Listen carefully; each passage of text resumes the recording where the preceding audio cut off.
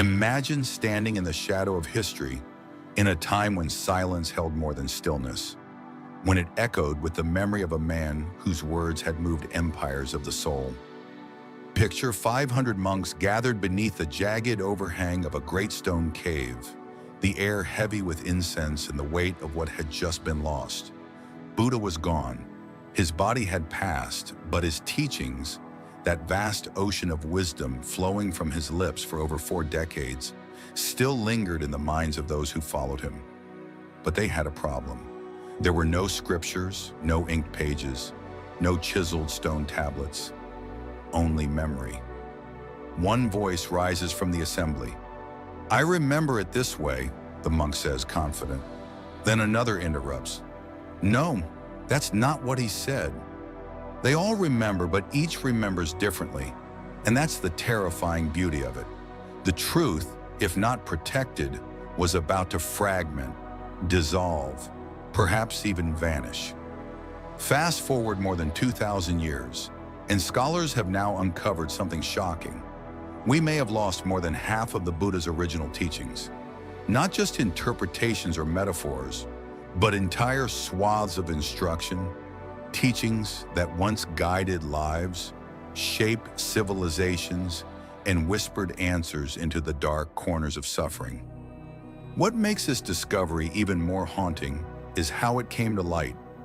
Not in glittering temples or celebrated libraries, but buried in forgotten caves, hidden under layers of dust and silence. Clay pots, cracked with age, yielded scrolls that hadn't seen daylight in centuries.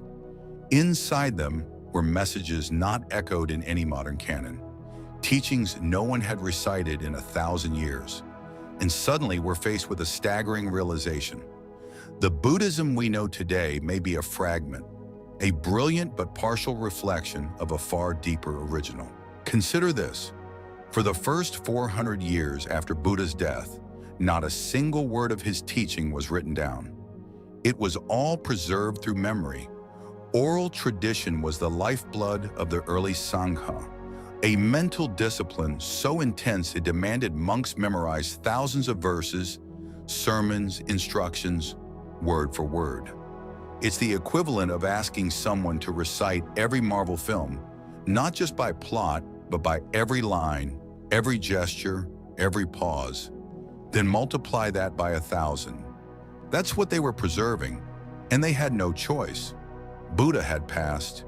His teachings were like stars scattered across the night sky, bright, endless, but vulnerable. That first council, 3 months after his death, was held in a real cave. Yes, we know the location, and yes, we have the texts. This is not legend, it's historical record. Their mission was simple and monumental: preserve everything. For 7 months they sat together, reciting, debating, confirming. But here's where it gets murky. What did they leave out? See, not all the teachings made it. Some were deemed too radical, too wild, too risky. And so they vanished. Not in flames or riots, but by quiet omission. Lost not because of war, but because of choice. Fragments of what didn't make the cut have started to emerge from archaeological digs in places like Afghanistan and Pakistan, ancient lands once pulsing with Buddhist life. These bits and pieces don't just expand our understanding, they challenge it. They paint a Buddha who was perhaps more pragmatic, more experimental, more personal than the one we've inherited. One monk, Ananda, Buddha's personal attendant, and the man who probably heard more of his master's words than anyone else, was nearly banned from the very council meant to preserve the teachings. Why? Because he wasn't yet fully enlightened. Imagine that. The guardian of the Buddha's voice almost silenced. Another monk, Subhata, stood and said something so bold it was recorded forever in one of Buddhism's oldest texts. He essentially said the rules were up for grabs now, that Buddha was gone and new leadership could shape the future. His timing was chilling. Buddha's body wasn't even cold in memory, and already the reshaping had begun. What follows is a game of memory stretched across generations. Think of the children's game telephone, where a message gets passed from person to person, warping with each retelling. Now stretch that game across centuries and continents. That's what happened to Buddha's teachings. We know because we have the receipts, multiple versions of the same sermons, preserved in China, Sri Lanka, Tibet, each one with its own twists, additions, omissions. Take Buddha's first sermon. There are 17 surviving versions. 17. Some contain meditation instructions, others don't. Some emphasize philosophical insights, others practical guidance. These aren't minor differences. They could have altered the way millions of people practice Buddhism today, and yet those threads of thought, those vanishing teachings, are only now being rediscovered. In the early 1990s, a farmer stumbled into a cave in Afghanistan. Inside were scrolls, fragile, brittle, precious. Written in ancient Gandhar on birch bark, they dated back to the 1st century BCE. When scholars finally translated them, they found teachings that didn't exist anywhere else. Entire practices, stories of the Buddha, methods of meditation that contradicted the standard doctrine. It was like finding deleted scenes from a spiritual epic, moments that could shift everything we thought we knew. Here's a fascinating detail. Modern Buddhism often emphasizes meditation as a structured, almost scientific process, step by step, breath by breath. But in the earliest texts, many of those instructions are missing. It's as if we have the theory, but someone tore out the manual. That manual might have contained advice Buddha gave to people from every walk of life. A merchant asking how to stay mindful in business, a warrior seeking peace in battle, a mother struggling to stay centered while raising children. We know these conversations happened. The questions survived, but the answers? Gone. Wiped clean from history like chalk from a board. But not all hope is lost. Hidden in Chinese monasteries, buried under centuries of dust, archaeologists have unearthed texts from the 4th to 11th centuries, texts that include real instructions, actual words attributed to Buddha on how to deal with anger, sorrow, distraction. And they're different. Not wildly so, but enough to raise eyebrows, enough to make us ask, which version is closer to the truth? Let's talk about what we know we lost. Ancient references tell us Buddha offered deeply personal teachings, advice tailored to kings, farmers, tradespeople. We know these existed. We have mentions, almost like chapter headings from a book whose pages were ripped out. And what about the voices of women in early Buddhism? They weren't just present, they were powerful. Buddha's stepmother, Mahaprajapati, was the first Buddhist nun. Her teachings, her experiences, should have been preserved. But nearly everything she said was erased. It gets worse. Over 500 enlightened nuns are named in ancient records, but their words vanished. Only one small collection of poems remains, like embers glowing in a fire long extinguished. In 2019, that changed. Hidden in the vast silence of a Tibetan library, scholars found fragments, actual teachings from Buddhist women. Not just poetry, but methodology, instruction, approaches to enlightenment that had been buried not by war, but by neglect. There was Kema, a queen-turned-nun. Her intellect rivaled any of Buddha's male disciples. She impressed kings, shifted hearts. Today, only one of her conversations survives. One. The rest, erased. But art remembers what text forgets. In caves painted with centuries-old murals, women are depicted teaching large assemblies, even men. The images contradict our surviving texts. They whisper of a time when women shaped Buddhism's core, not just as students, but as masters. Why did their teachings vanish? Some believe they were erased on purpose. Others say it was the slow erasure of time. Either way, the impact is immense, because losing those voices means losing half the perspective, half the insight, half the light. Now imagine this. Self-help books line every shelf today, each promising calm, purpose, healing. Yet 2.5 millennia ago, Buddha was already offering practical wisdom on those same issues. How to breathe through illness, how to cope with pain, how to sleep better, how to live ethically. But these teachings, gone. Sometimes hinted at, sometimes mentioned. But the meat, the how-to, disappeared. In northern India, researchers found medical manuscripts from Buddha's era. They spoke of body scanning techniques, something modern meditation has reintroduced as cutting edge. Turns out, Buddha might have taught it first. And there's more. In a monastery once visited by the Chinese pilgrim Xuanzang, he recorded seeing texts that explained daily living advice from Buddha himself, how to handle conflict, raise children, face emotional storms. Xuanzang wanted to bring them home, but before he could return, the monastery was gone, reduced to ash. Still, the trail continues. In 2001, in another cave in Afghanistan, scrolls emerged that contained teachings we'd never seen before. Advice on meditation for different personalities, instructions on how to balance spiritual practice with the chaos of everyday life. It tells us something powerful. Buddha's message wasn't meant for monks alone. It was meant for merchants, warriors, mothers, farmers, people like us. People with jobs, dreams, debts, heartbreaks. We've just begun to rediscover that. Somewhere deep in the Afghan mountains, where silence swallows sound and the wind speaks only in echoes, a shepherd stumbled upon something no one had seen for over 2,000 years. A cave, hidden, ordinary from the outside. But inside, sitting patiently through time, lay scrolls older than many religions, older than any empire that ever laid claim to the region. Birch bark, fragile, rolled tightly, still holding together despite the centuries. When those scrolls were finally unrolled and their script translated, they shook the foundation of Buddhist history. They weren't just texts, they were witnesses. Witnesses to a version of the Buddha that no one alive had known. A version long lost beneath dust, war, and forgetting. These were the Gandharan scrolls, dating to around the 1st century BCE.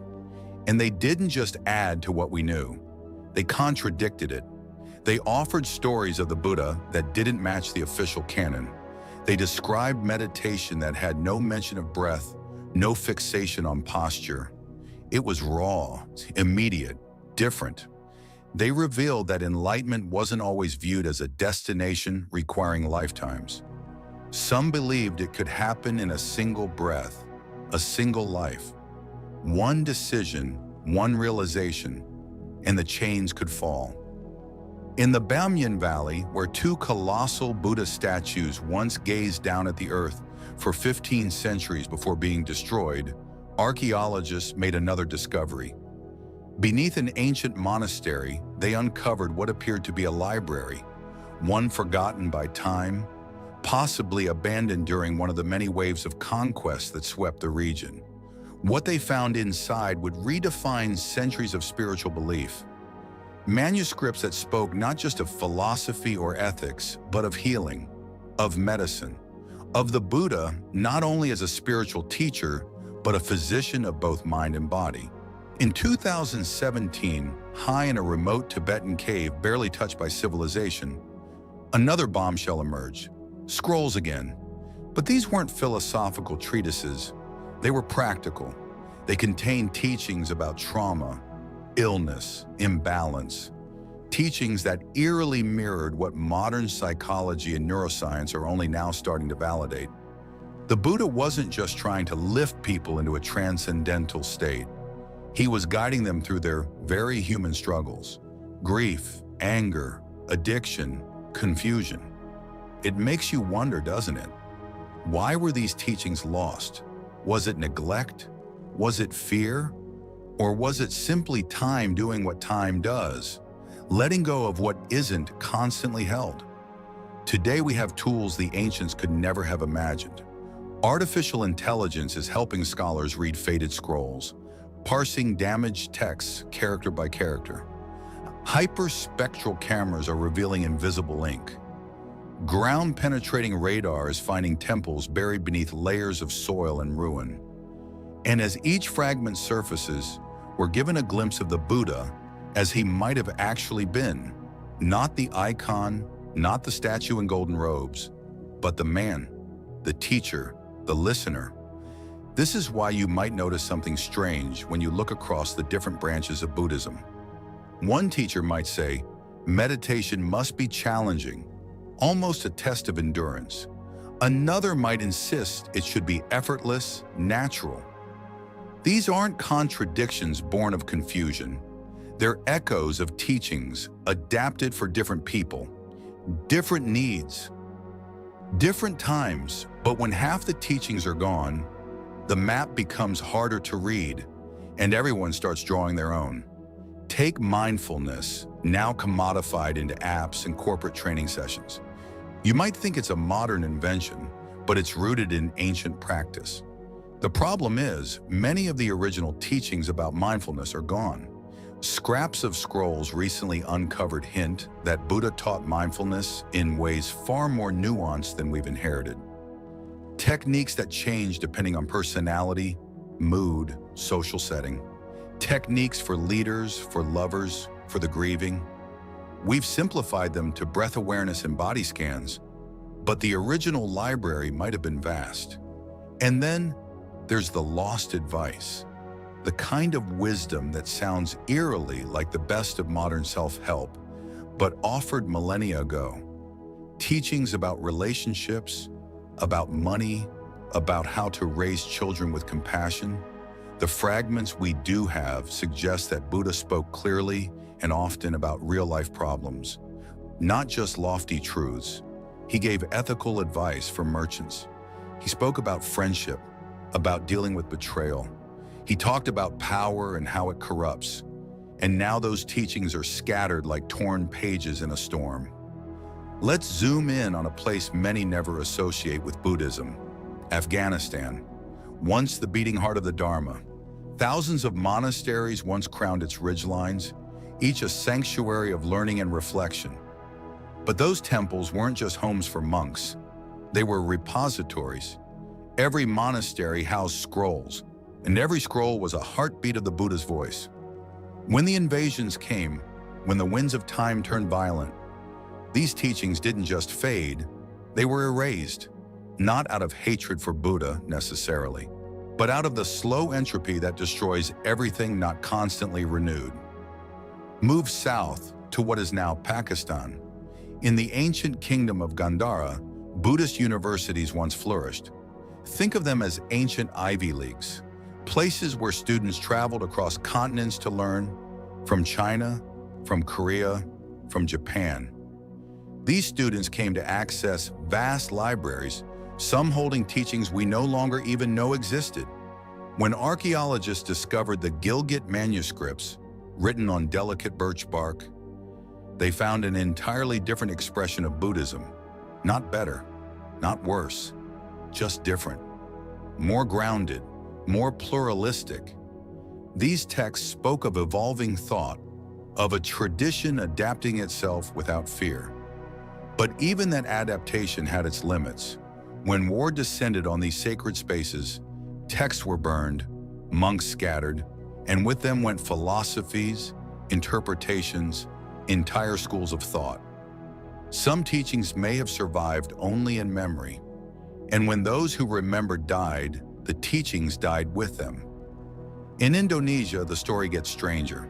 Standing proudly in central Java is the world's largest Buddhist temple, Borobudur, a monument so massive and intricate, it seems impossible that its builders could have disappeared. And yet they did. The civilization that created Borobudur is long gone, and so are their specific beliefs. What branch of Buddhism did they follow? What teachings shaped their lives? We don't know, not fully. The architecture tells us they were deeply philosophical, obsessed with cosmology and the soul's journey. But the details, the sermons, The practices, lost. Cross the vast deserts of Central Asia, and more ghosts emerge. Along the ancient Silk Road, archaeologists uncovered Buddhist manuscripts written in languages no one speaks anymore. Whole communities lived, worshipped, evolved with their own understanding of the Dharma, then vanished, dried out by climate change, destroyed by invaders, or perhaps they simply dissolved, their teachings forgotten because no one thought to write them down before it was too late. Each of these places, Afghanistan, Gandhara, Indonesia, Central Asia, once held their own Buddhist canons, their own sacred instructions, and each time one of those civilizations vanished, a unique version of Buddhism disappeared with it. It's as if the religion wasn't just one stream, but a river delta with countless branches, each carrying a different flavor, a different truth. And now we're left trying to understand the river by studying a few surviving branches. Let's circle back to the end, to the Buddha's final moments. We know his last words, at least the ones that made it into the text. All compounded things are subject to decay. Strive on with diligence. But older sources suggest there was more, that he gave secret teachings, specific instructions for future generations, and that these teachings were hidden, guarded, perhaps even encrypted for protection. One mystery speaks of teachings reserved for a future Buddha, Maitreya. These weren't just predictions or myths. Some scrolls claim that Buddha personally designated certain teachings to be preserved until the time was right, until someone could understand and teach them again. Where are they? Some say they were inscribed on copper plates and hidden in Himalayan caves.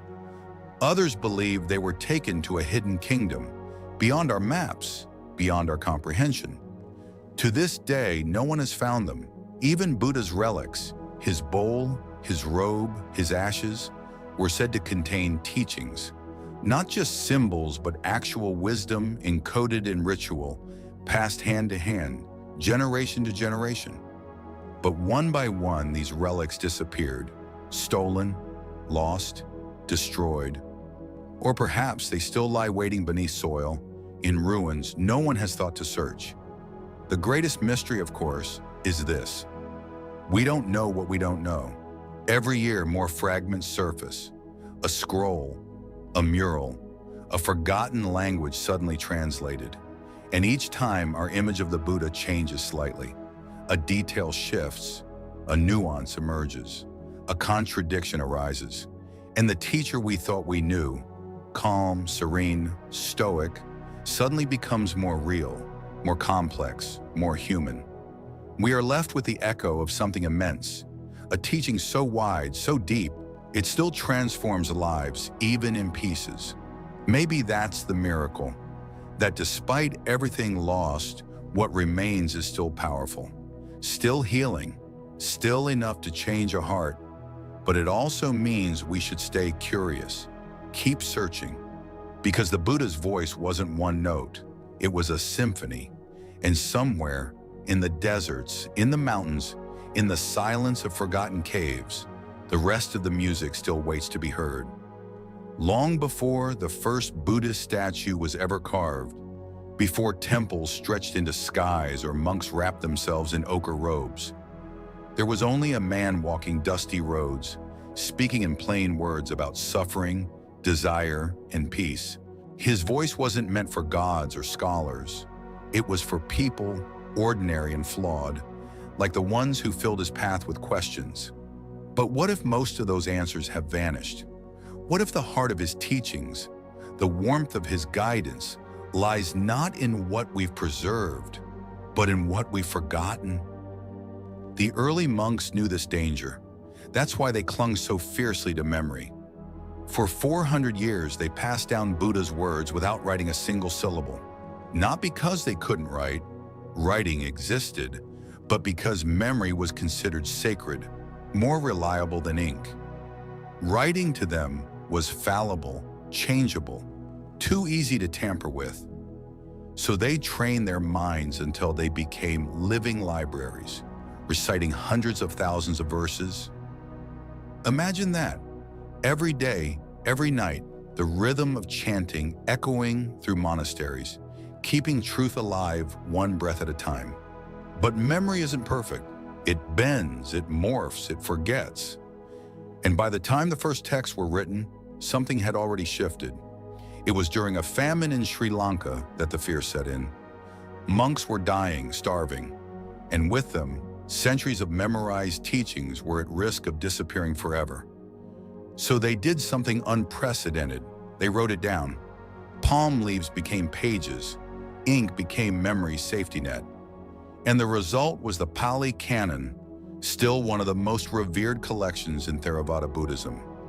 Yet even that great work was a snapshot, a version, a choice. It reflected the voices of those monks in Sri Lanka, their interpretations, their decisions on what mattered most. Meanwhile, in China, other monks were doing the same, translating what they had received, adding their own understanding. In Tibet, others worked from different oral lineages, preserving yet another flavor of the Dharma. None of them were wrong, but none of them were complete. Take the famous story of the Buddha's enlightenment under the Bodhi tree. It's the cornerstone of his life. But look closely, and you'll find multiple versions. In one, he's attacked by demons who hurl weapons and temptations. In another, it's an entirely inward battle, a meditation on emptiness and perception. These aren't just dramatic retellings. They reflect profound differences in spiritual philosophy, and they suggest that over time, teachings adapted not just in words but in essence. And what about the ordinary teachings, the ones meant for day-to-day life? Buddha didn't just speak about nirvana. He taught people how to live, how to breathe through pain, how to care for aging parents, how to work honestly, love truthfully, speak kindly. These teachings were shared again and again in the markets, in homes, on village paths. But they weren't glamorous. They weren't esoteric. And so many weren't preserved, not because they lacked value, but because they seemed too familiar, too obvious. But now fragments are emerging that suggest these so-called obvious teachings held deep wisdom. A recently uncovered scroll spoke of the 4 supports for a householder. It listed ways to balance ambition with contentment, spiritual growth with daily responsibility. Another fragment from Central Asia detailed practices for managing grief after losing a loved one. Not metaphorically, but practically, rituals and meditations designed for the pain of real loss. These weren't lofty discourses, they were emotional lifelines. And this makes sense. The Buddha traveled constantly, speaking not to kings alone, but to farmers, potters, traders, children. They came to him not for abstract philosophy, but for help, for understanding, for comfort, and he gave it to them. But over centuries, as Buddhism became formalized, institutionalized, many of these tender, personalized teachings fell away. There's one story, recorded only in a single obscure Tibetan manuscript, of a weaver's daughter who came to the Buddha in tears. Her father had died suddenly and she couldn't find peace. She asked why she felt empty even though she meditated every day. And the Buddha, instead of giving a sermon, simply sat beside her. Then he asked about her father. What kind of man was he? What did he teach you? Slowly her grief softened. The teaching wasn't in the words, it was in the silence, the presence. But even this story nearly disappeared, kept alive only because one monk chose to record it differently. And what of the lost voices of the Buddhist women, whose stories continue to surface like letters from a forgotten world? Mahaprajapati wasn't just the first nun. She was a reformer, a fighter. She walked hundreds of miles to request ordination for herself and other women. She pleaded not for equality in status, but in spiritual opportunity, and she succeeded. But after her, silence. We have names of hundreds of nuns who reached enlightenment, but their teachings, gone. They didn't write them. No one recorded them. And so history left them behind. That's why a single collection, tiny, fragile, called the Theragatha is so important. It's a set of poems by early Buddhist nuns. Their voices are sharp, direct, unflinching. They speak of desire, loss, aging, transcendence. These aren't flowery verses. They are the raw truths of women who walked away from everything, who found clarity not in palaces, but in solitude. They reveal a kind of spiritual independence rarely emphasized in other texts. And they beg the question, what else did these women know? What did they teach in the years that followed? Paintings on cave walls in India and Central Asia show women teaching men, leading meditations, guiding assemblies. But we don't have the scripts for those teachings, just the images, mute and glowing, left to be interpreted. It's as though history has tried to erase them, but art refused. There are even rarer records, like those found in a Tibetan archive in 2019, which show how some female teachers used different metaphors, different breath work, different emphasis in their path to awakening. They approach mindfulness not as discipline, but as intimacy with self, with others, with suffering. These teachings weren't weaker. They weren't lesser. They were just different. And their absence has left a hole in what we call Buddhism today. Now imagine if you had access to all those teachings, the ones lost, the ones buried, the ones sung by monks in dialects no longer spoken, teachings about chronic illness, parenting, ethical business, grief, dreams, desire. What would your practice look like then? Because this is the real miracle, that even in fragments, Buddhism still works. Even with entire volumes missing, it still leads people out of suffering. That's the power of truth. It survives, it reshapes. It finds its way through silence and stone, through the slow dust of centuries. But what if we found more? What if the next cave revealed Buddha's direct advice for navigating our modern world? How to handle information overload. How to find silence when the world never sleeps. How to feel compassion when everything feels transactional. What if those answers were already given, just waiting to be found? It's not impossible. Technology is now allowing archaeologists and historians to read scrolls too fragile to open. Multispectral imaging is revealing text hidden beneath other writing. And with every new breakthrough, more teachings surface. The map gets clearer, the voice gets louder, and the Buddha we thought we knew becomes something more intimate, more human, more revolutionary. And maybe that's what we've lost the most. Not just information, but the relationship. The sense that the Buddha was near, speaking to you directly, not in riddles or sermons, but in the language of your own life. Maybe the greatest treasure we can rediscover is not a manuscript, but the sense that wisdom isn't just in monasteries or texts, but in conversations, in questions, in the shared experience of what it means to be alive. Maybe the teachings haven't been lost after all. Maybe they're just waiting to be heard differently.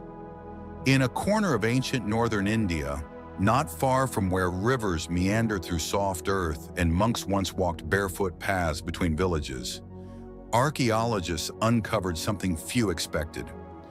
Old medical manuscripts written in faded ink on yellowing palm leaves detailed not only herbal treatments or healing chants, but something profoundly familiar. Body scanning, the very same body awareness technique now taught in modern mindfulness programs, rooted in neuroscience and psychology.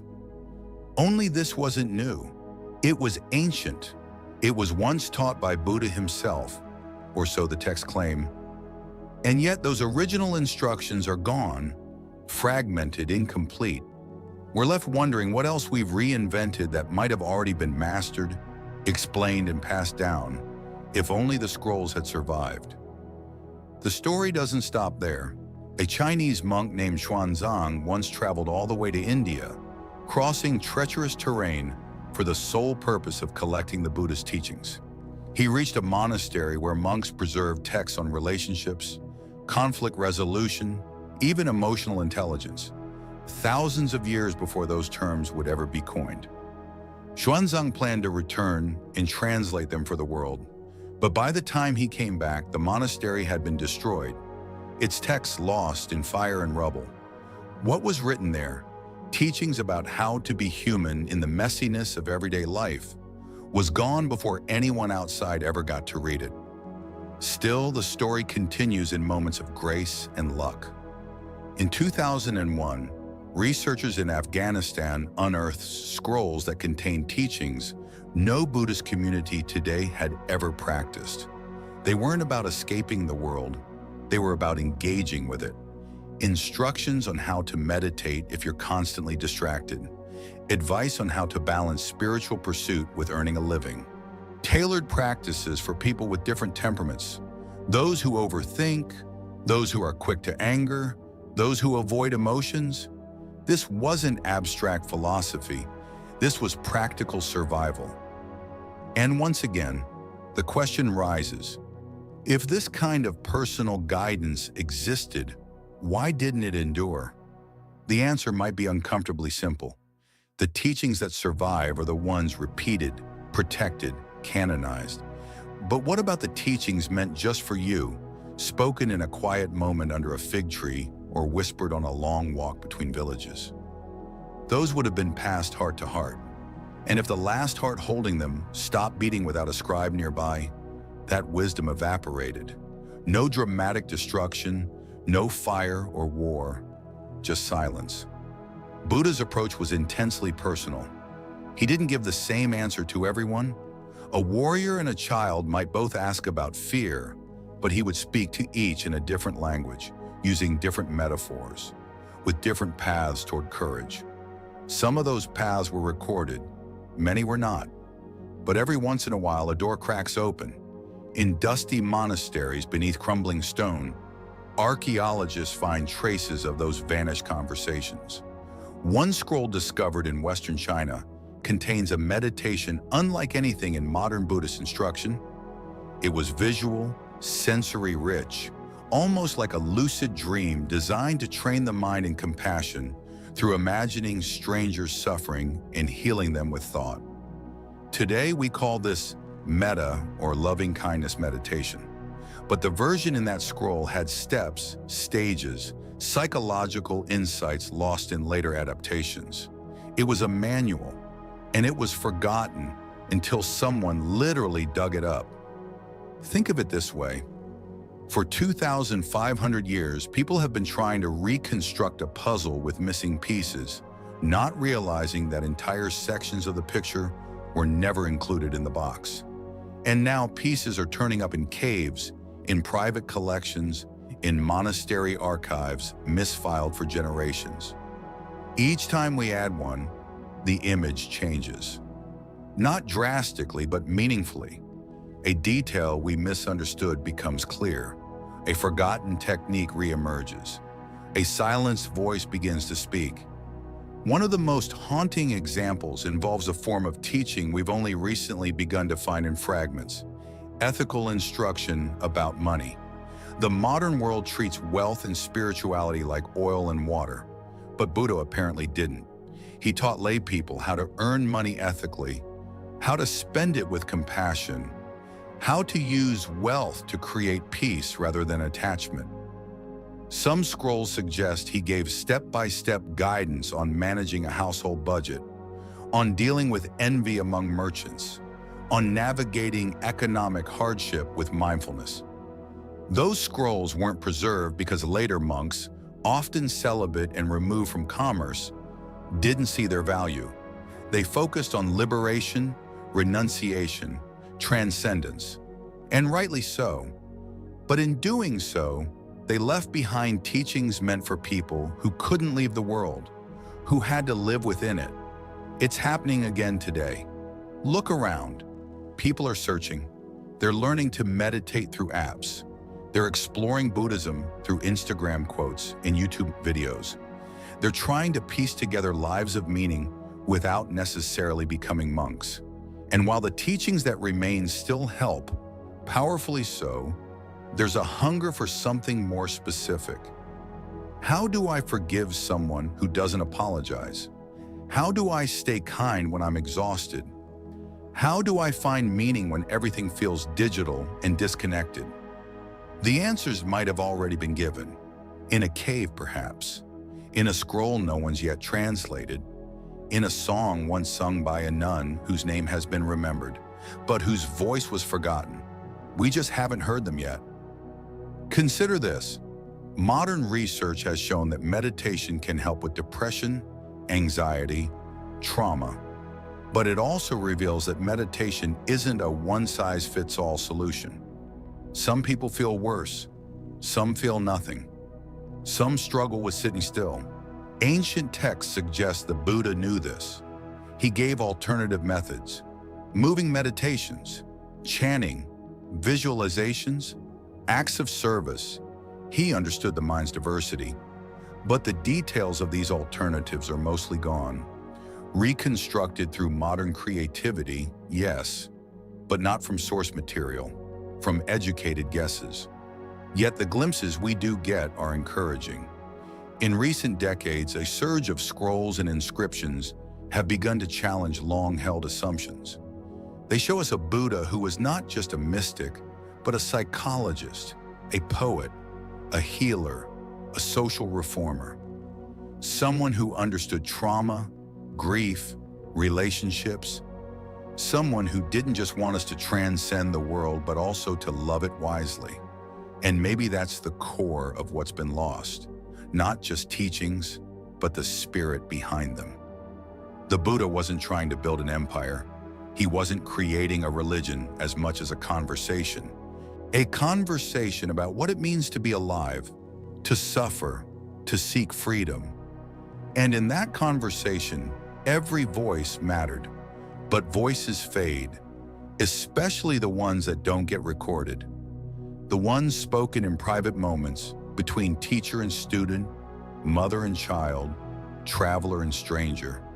And yet some of those voices still linger in poems, in art, in architecture, in the rhythm of chants that have survived for centuries. If you listen closely, you can almost hear them. Echoes, yes, but not empty. Echoes that still carry warmth, guidance, presence.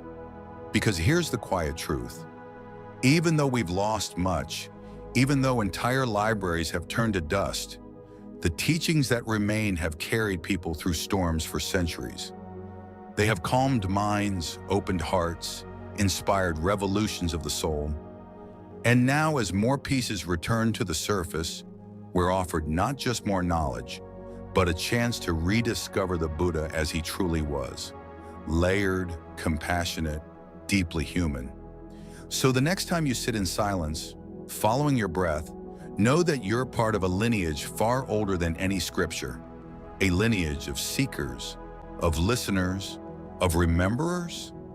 And somewhere, in a forgotten cave or buried beneath the sand, another fragment waits, patient, still holding the next piece of the story, ready to be heard again.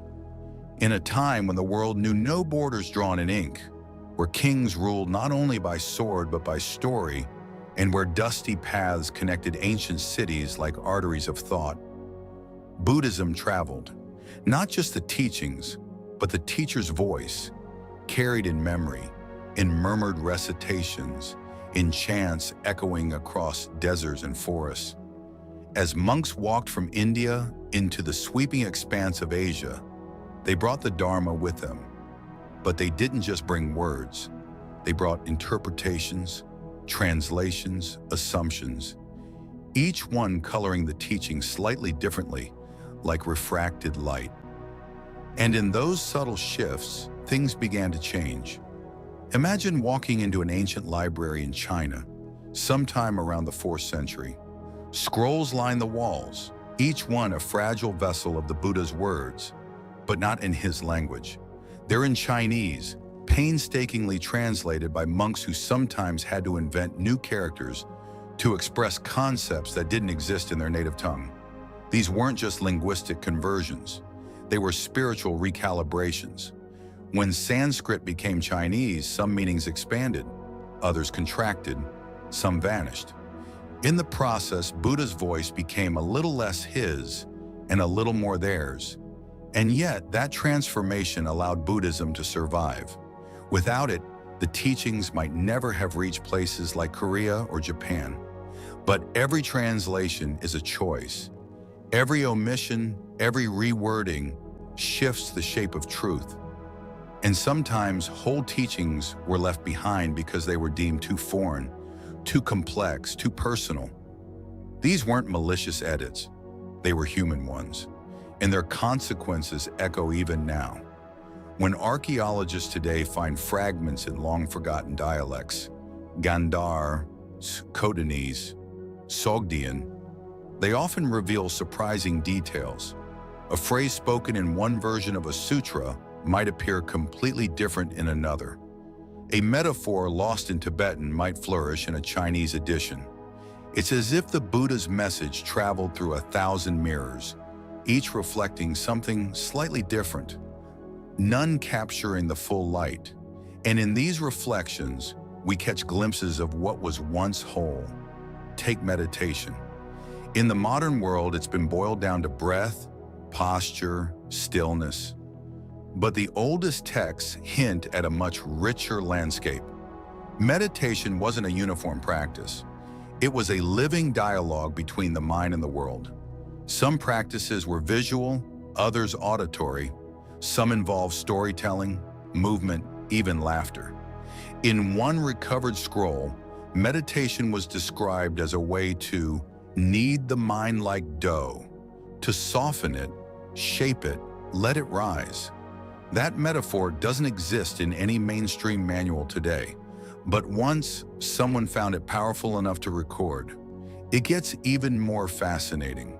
In one remote region of Central Asia, archaeologists found a meditation manual tailored specifically for artists. It guided the practitioner to focus not on breath or silence, but on form, on color, on the moment of creation. The practice was to paint as meditation, to sculpt as mindfulness. It was a method the Buddha allegedly shared with artisans who couldn't sit still, who found God in movement, not stillness. Imagine how that version of mindfulness might look today in a world of creatives and makers. But it was lost, almost. And then there's the matter of the Buddha's daily life. So little survives about his habits, his preferences, his routines. What did he eat when he wasn't fasting? How did he prepare for public talks? Did he laugh often? Did he comfort others with touch or with silence? Most modern representations paint him as distant,